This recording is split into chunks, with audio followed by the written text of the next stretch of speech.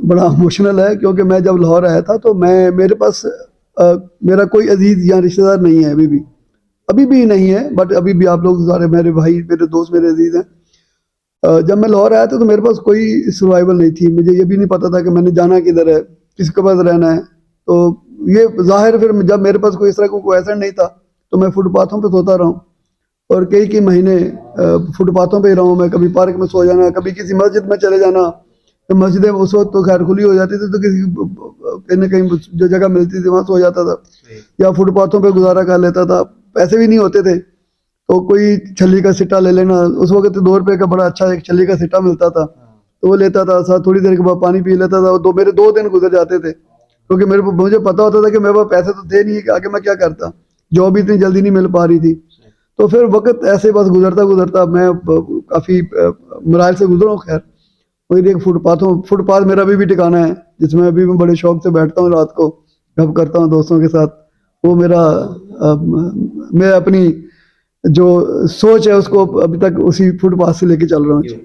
جی السلام علیکم ناظرین، میں ہوں اظہر تھراج اور آپ دیکھ رہے ہیں میرا فیس بک اور یوٹیوب چینل۔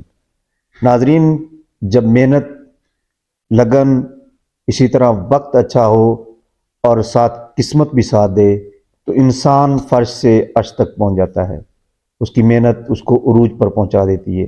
آج ہمارے ساتھ ایک ایسی سٹوری موجود ہے، ایک ایسی شخصیت ہمارے پاس ہیں جنہوں نے زیرو سے شروع کیا اور آج کروڑ تک اور اربوں تک پہنچ چکے ہیں۔ تو ناظرین، ہمارے ساتھ موجود ہیں جناب ساجد خان صاحب سے ہم ان کی کامیابی کی سٹوری پوچھیں گے۔ السلام علیکم سر۔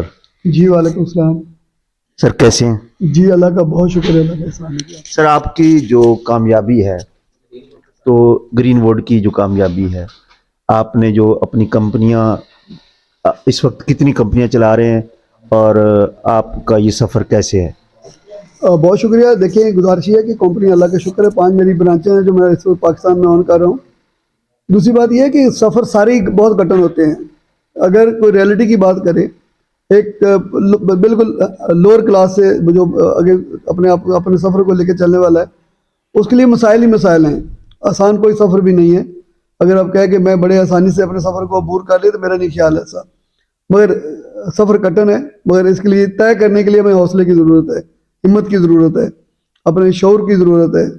یہ ضروری چیزیں ہیں کہ اگر اپنا مشن لے کے چلے تو اللہ تعالیٰ جو ہے وہ اپنے مشن کو ضرور کامیاب کرتا ہے اور محنت رنگ لاتی ہے۔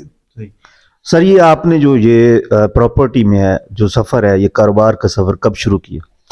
بہت شکریہ۔ میں نے 92 سے اپنا اس کام سے سٹارٹ کیا ہے، بٹ 92 سے مطلب یہ ہے کہ میں اسی کمپنی میں ایز اے ٹی بوائے جو ہے وہ جب جوائن کیا تو 2 سال میں نے یہ جاب کی، اور میں دیکھا کہ میرے یہ جو دوست بیٹھے ہوئے ہیں یہ بھی ماشاءاللہ بڑی اچھی سروائیو کر رہے ہیں، تو میں کیوں نہیں کر سکتا؟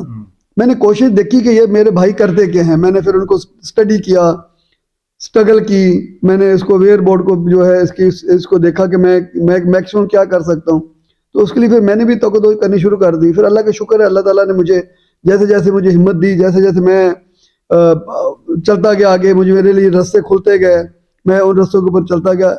میں آپ کو ایک مزے کی بات بتاتا ہوں، یہ بھی میرا اس میں کوئی کمال نہیں ہے، میری ماں باپ بہنوں بھائیوں کی دعائیں ہیں کہ مجھے اللہ تعالیٰ نے ایک کمیونٹی بہت اچھی دی ہے، کہ میں جس بھی کمیونٹی میں گیا ہوں مجھے اللہ تعالیٰ کا یہ بہت کرم ہے کہ مجھے اچھی کمیونٹی، اچھے دوستوں کی کمیونٹی ملی ہے، جو پروفیشنلزم پہ کام کرنے والے ہیں، جو منشور کو لے کے چلنے والے ہیں، جو تک دو والے لوگ ہیں۔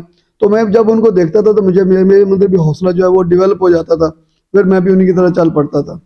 تو اس طرح چلتے گئے، سفر چلتا گیا، اللہ کا شکر ہے۔ اللہ تعالیٰ سفر ابھی پتہ نہیں کتنا باقی ہے، مگر کٹن تو ابھی بھی ہے، آسان تو کوئی بھی نہیں ہے، ابھی بھی چلتا چل رہا ہے۔ جی سر ماشاءاللہ آپ ایک پڑھے لکھے نظر آ رہے ہیں۔ آپ کی تعلیم کتنی ہے؟ میں نے 90 میں نے میٹرک کیا تھا، اس کے بعد میں لاہور آ گیا، پھر میں نے پرائیویٹلی کرتا میں نے انٹر بڑی مشکل سے کیا ہے، کیونکہ غربت اس طرح کی تھی کہ پڑھائی کی طرف جاتے تھے تو فیملی جو ہے وہ پیچھے سے بہت مشکل وقت گزارتی تھی۔ تو جب دیکھتے تھے کہ فیملی کی مشکل وقت سے ہے تو پھر سوچا کہ یہ قربانی ہمیں دینی پڑے گی، میں پڑھائی کی قربانی دوں یا اپنے آپ کی قربانی دوں۔ تو پھر میں نے سوچا کہ میں پڑھائی میرے جو مقدر میں ہوا تو اللہ تعالیٰ خیریت رکھے پھر ہو جائے گی، مگر یہ میں پہلے اپنے بھائیوں کو، بہنوں کو، ماں باپ کو پہلے لک فارورڈ کے لیے میں اس تقدوں میں لگ گیا، تو اپنی قربانی میں پڑھائی میں دے دی تھی. پھر اللہ کا شکر ہے، اللہ تعالیٰ نے مجھے میرے راستے مجھے اچھے میرے راستے کھلتے گئے، میں ان کی جو میکسیمم ہوتا تھا خدمت کر رہا ہوں جی. ہاں تو نکما آدمی ہوں، مگر خدمت کے لیے تو ہر ماں باپ کی خدمت ہوتی ہے، کوشش ہوتی ہے انسان کی ماں باپ کو، اپنے پیرنٹس کو. سر آپ کا گاؤں کون سا ہے اور آپ پراپر لاہور کے ہیں یا گاؤں کے ہیں کسی کے؟ شکریہ. میرا لاہور سے میں بلانگ نہیں کرتا. ایک بہت اربن ایریا جسے کہہ سکتے ہیں کہ بالکل کلچرلی ایک راوی والی روڈ جو کہہ سکتے ہیں کہ جس میں بالکل نہ بولنے کی تمیز ہوتی تھی، نہ اٹھنے کی تمیز ہے، نہ چلنے کی تمیز ہے، نہ کھانے کی تمیز ہے. مگر شکر اللہ پاک کا کہ وہ لوگ بہت اچھے ہیں ماشاءاللہ. آج بڑا اچھا اللہ کا شکر ایجوکیٹ ہو گئے ہیں. مگر میرا اس علاقے سے بالکل رورل ایریا سے تعلق ہے میرا، جس میں ایجوکیشن نہیں تھی. بٹ وقت کے ساتھ ساتھ لوگوں میں اویئرنیس آئی، پڑھائی شروع ہوگی، لوگ بچے ماشاءاللہ لوگوں کے اچھے ٹریک پہ چل پڑے، تو دیکھو دیکھی پھر حالات چینج ہوتے گئے. تو میرا بہت بیکورڈ جو ہے نا ایریا، اس سے میرا تعلق ہے جی. سر پھر بھی آپ نے اپنے گاؤں کا نام نہیں بتایا. بس میرا پکاڑا کے قریب میرا گاؤں ہے جی، بہت چھوٹا سا گاؤں ہے، بالکل لمیٹڈ سا گاؤں ہے میرا. تقریباً کو کہہ سکتے ہیں کہ شاید کو 50-60 گھروں کا وہ گھر ہے، وہ ایک گاؤں ہے چھوٹا سا، اللہ ایک اسٹیبلش ہوا ہے. مگر وہ بھی ایک بھٹو صاحب کی مہربانی ہے کہ جو وقت ایک ایسا تھا تو انہوں نے ایک اسکیم بنائی تھی جس میں وہ لوگ جو ہے وہ اپنے آپ کو سروائیو کر گئے ہیں. تو وہ چھوٹا سا گاؤں ہے جس میں ایسا وہ چلتا جا رہا ہے جی. تو اس طرح سے بڑا ہے بیکورڈ ایریا ہے جو میں کہہ سکتا ہوں آپ کو.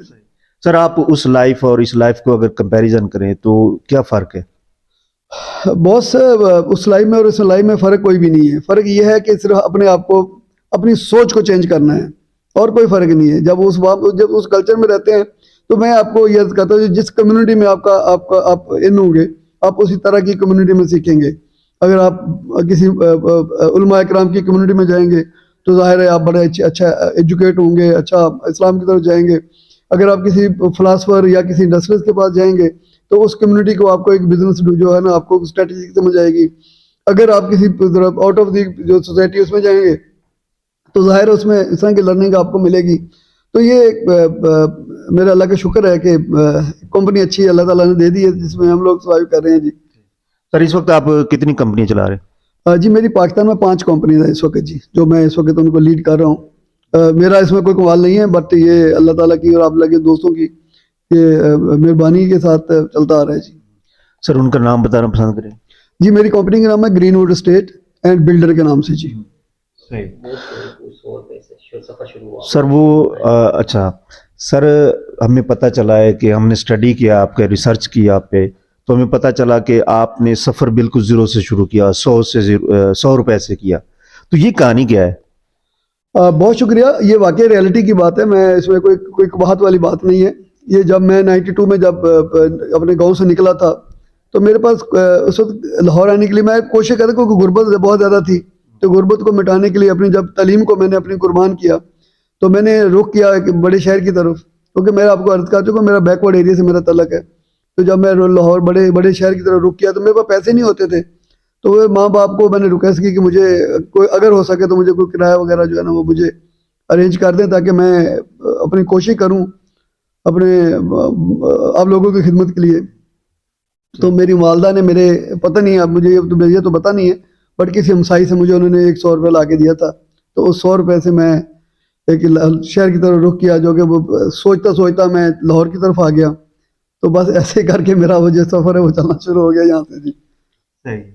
سر وہ جو 100 روپیہ تھا جو گاؤں سے لے کر آپ آئے، کیا اب وہ 100 ارب بن چکا ہے؟ یہ تو میں کچھ نہیں کہہ سکتا، بٹ اللہ کا شکر ہے وہ 100 روپیہ بھی مجھے بہت یاد ہے. میں اس 100 روپے کی بڑی قدر کرتا ہوں. وہ ان سے پوچھیں کہ جن کے پاس نہیں ہے، ان سے پوچھیں کہ جن کو ان کی ضرورت ہے.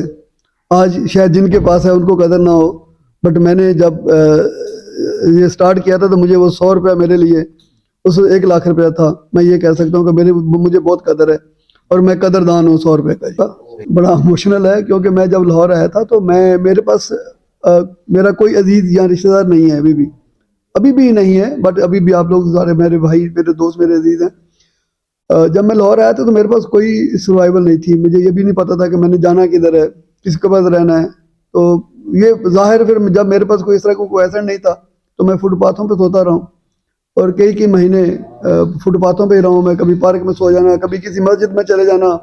مسجدیں اس وقت تو خیر کھلی ہو جاتی تھی، تو کسی کہیں نہ کہیں جو جگہ ملتی تھی وہاں سو جاتا تھا، یا فٹ پاتھوں پہ گزارا کر لیتا تھا.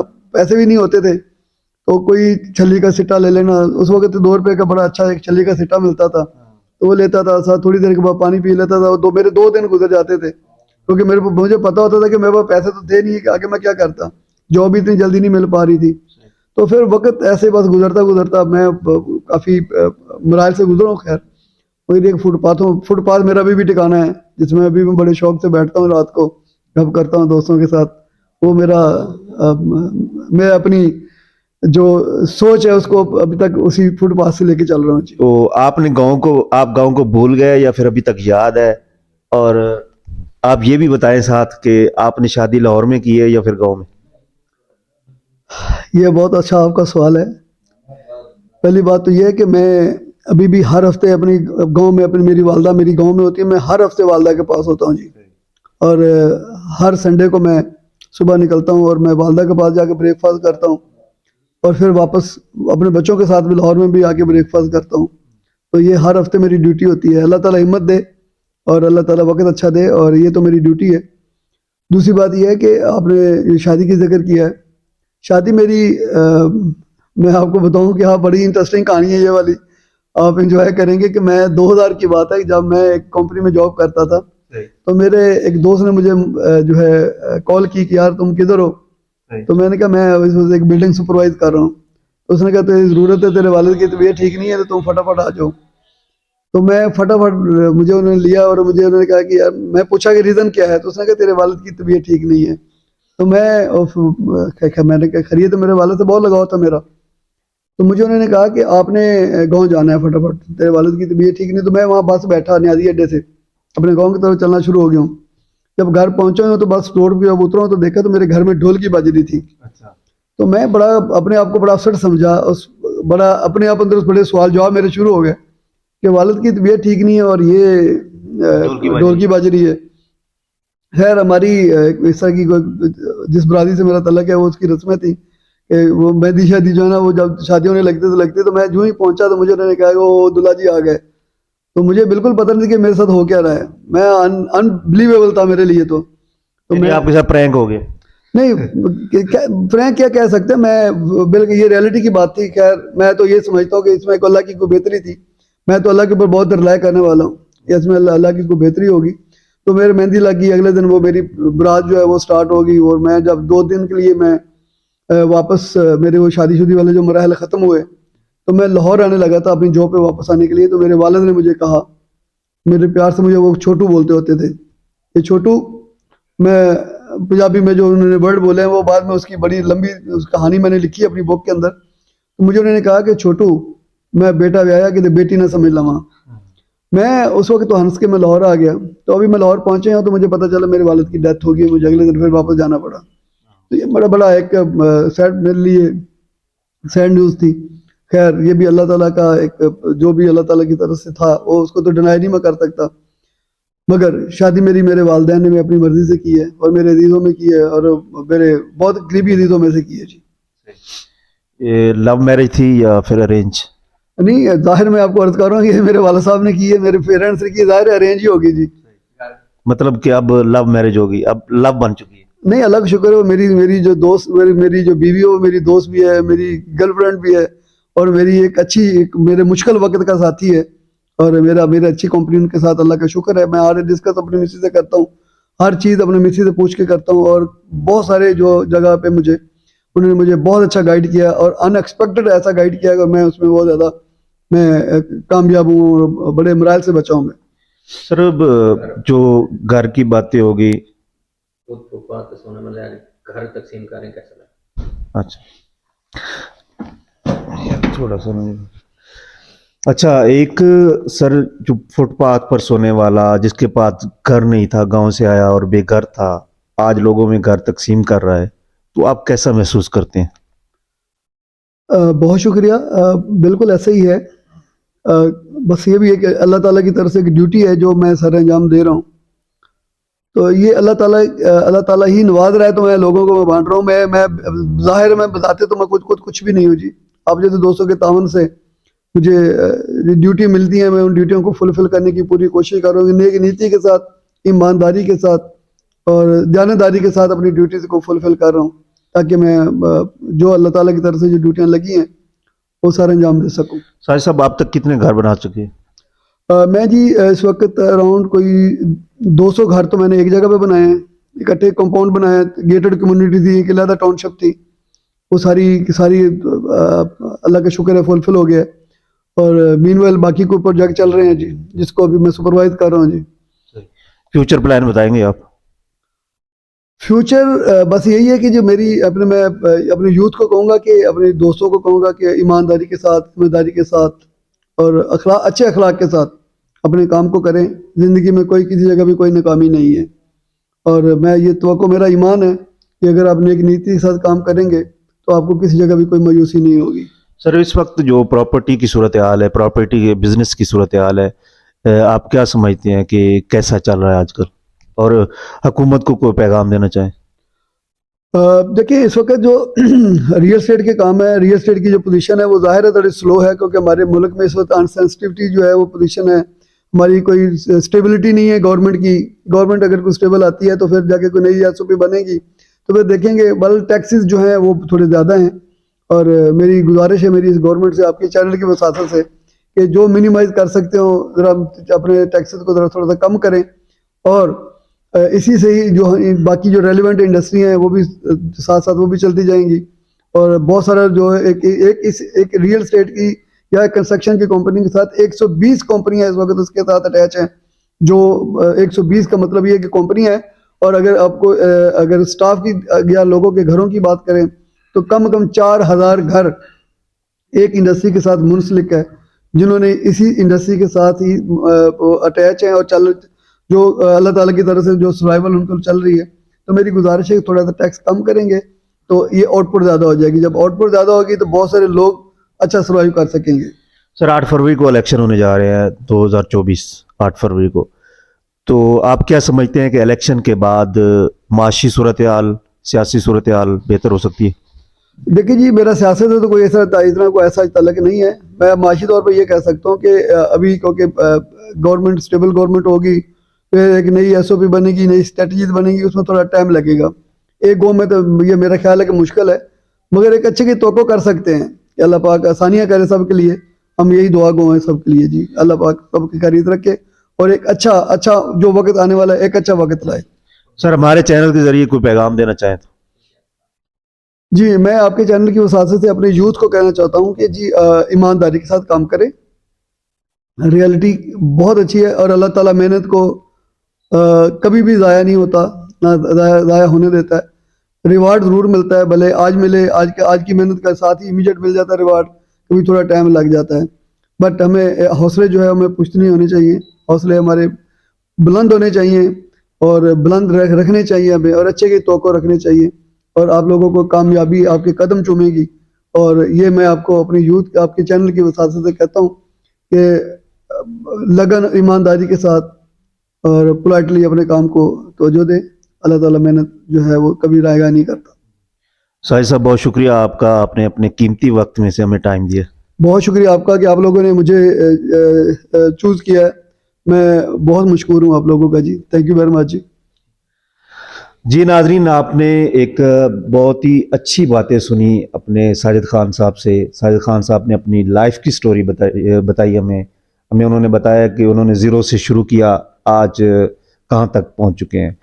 اس میں ایک ہمارے لیے سبق یہ ہے کہ ہم محنت سے اگر کام کرتے رہیں لگن کے ساتھ اور کانسٹنٹلی اپنے آپ کام کو جاری رکھیں تو کامیابی ایک دن مقدر بنتی ہے.